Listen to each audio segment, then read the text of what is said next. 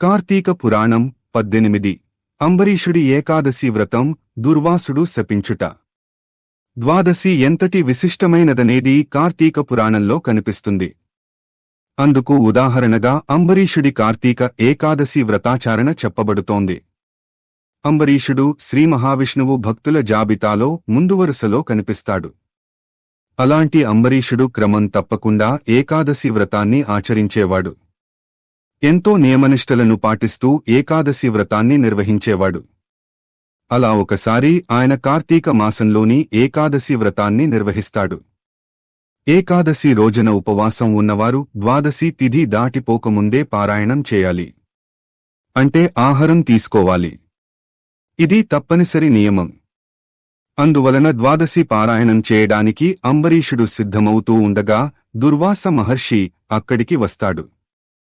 ద్వాదశి పారాయణం ఆయనను కూడా ఆహ్వానిస్తాడు అంబరీషుడు. అయితే తాను నదికి వెళ్లి స్నానం ముగించుకుని వెంటనే వస్తానని చెప్పి దుర్వాసుడు వెడతాడు. అలా వెళ్లిన దుర్వాసుడు ఎంతకీరాడు. దాంతో అంబరీషుడు ఆలోచనలో పడతాడు. ఒక్క ద్వాదశి పారాయణం విషయంలో నియమం తప్పితే అంతకుముందు చేసిన 12 ఏకాదశుల వలన వచ్చిన పుణ్యరాశి కూడా తరిగిపోతుంది. అందువలన ద్వాదశి ఘడియలు దాటిపోతాయేమోనని అంబరీషుడు ఆందోళన చెందుతూ ఉంటాడు. అలాంటి పరిస్థితుల్లో ఏం చేయాలని ఆయన అక్కడి పండితులను అడుగుతాడు. దుర్వాసుడు రాకముందే పారణ చేస్తే ఆయనను అవమానించడమే అవుతుంది. అదో దోషంగా కూడా మారుతుంది. అందువలన వారు తులసి తీర్థం తీసుకోమని సెలవిస్తారు. వ్రతభంగం కాకూడదనే ఉద్దేశంతో పండితులు చెప్పినట్టుగా చేయడానికి అంబరీషుడు నిర్ణయించుకుంటాడు. ఆయన తులసి తీర్థం తీసుకుంటూ ఉండగా దుర్వాసుడు అక్కడికి వస్తాడు. తనని ద్వాదశి పారాయణం పిలిచి తాను రాకుండానే అందుకు సిద్ధమవుతావా అంటూ అంబరీషుడిపై మండిపడతాడు. అంతగా ఆకలికి ఆగలేనివాడివి తనని పిలవకూడదని అసహనాన్ని ప్రదర్శిస్తాడు.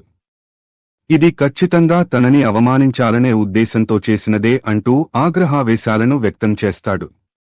దుర్వాసుడి ఆగ్రహావేశాలను గురించి తెలిసిన అంబరీషుడు ఆయనను శాంతిపజేయడానికి ప్రయత్నిస్తాడు.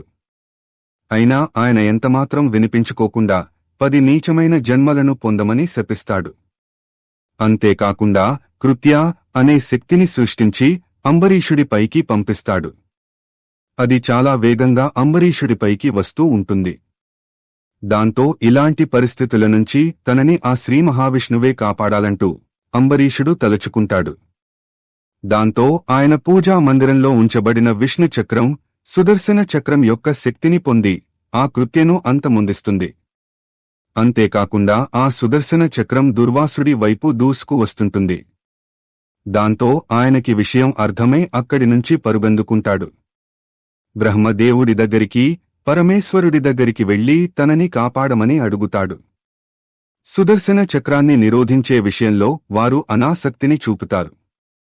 దాంతో దుర్వాసుడు వైకుంఠానికి వెళతాడు. వైకుంఠంలో శ్రీ మహావిష్ణువుకు నమస్కరించి తనని రక్షించమని కోరతాడు. అప్పుడు దుర్వాసుడి ధోరణి పట్ల స్వామి అసహనాన్ని వ్యక్తం చేస్తాడు. మహాభక్తుడైన అంబరీషుడి విషయంలో అలా వ్యవహరించకుండా ఉండవలసిందని అంటాడు. అంబరీషుడికి ఆయన ఇచ్చిన శాపాన్ని తాను భరించనున్నట్టు చెబుతాడు.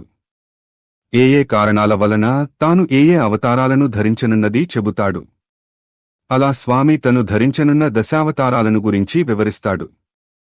అంబరీషుడు ఆయనను ఎంతో ఆత్మీయంగా ఆహ్వానించాడని, ఎంతో గౌరవించాడని అంటాడు. అలాంటి వ్యక్తిపై ఆ స్థాయిలో ఆగ్రహించడం సరైనది కాదని చెబుతాడు.